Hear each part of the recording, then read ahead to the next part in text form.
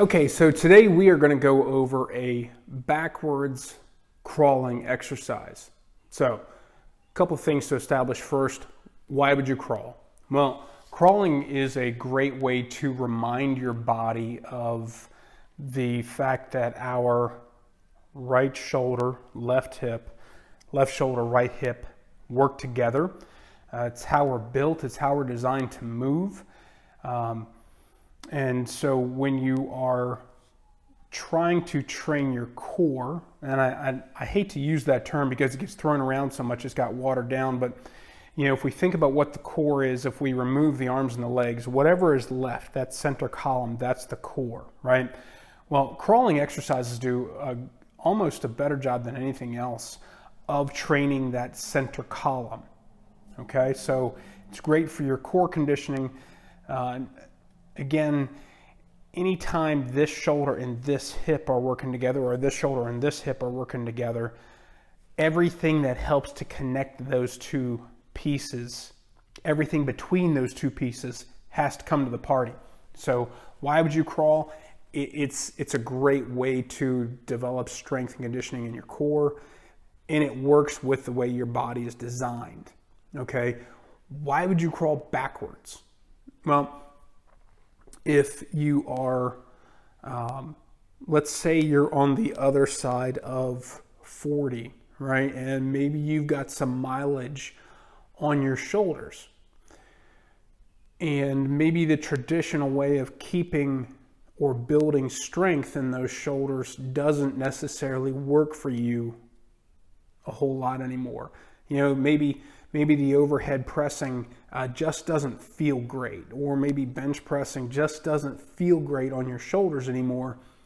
The backwards crawling can be a great way to build or at least maintain strength in those upper body pressing movements.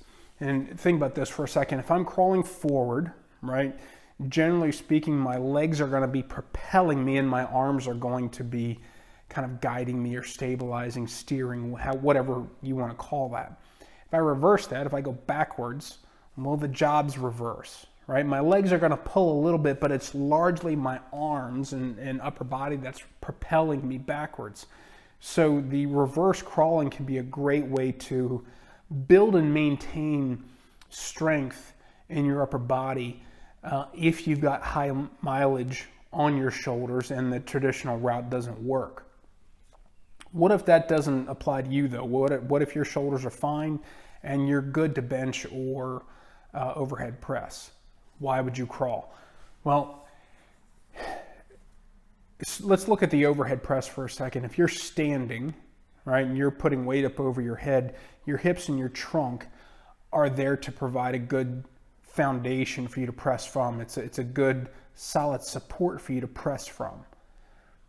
The backwards crawling is going to, like I said earlier, is going to train that core, teach your body how to tie those hips and shoulders together so that when you are in that overhead press position and you're trying to brace here and get all of that into solid, one solid piece as you're putting that weight up overhead, having done some work with a crawl type of exercise is a great way to strengthen that linkage.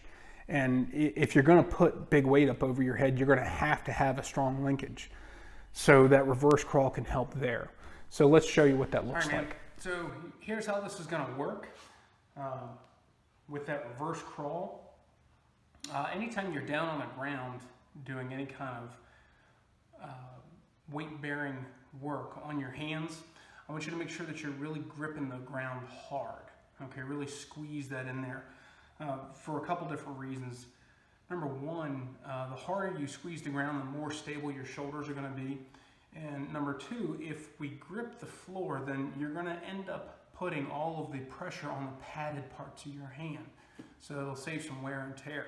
So whenever I'm crawling, I like to use like a little medicine ball or something along those lines. I'm going to put it right in the center of my back, and what that does is that tells on me if I get too wobbly.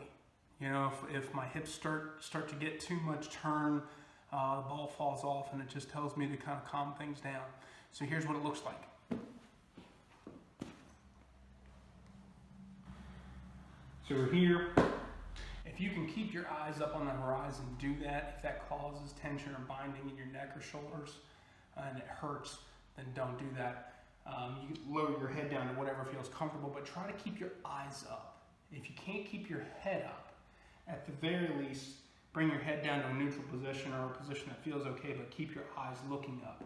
So we're here and we're just gonna move backwards.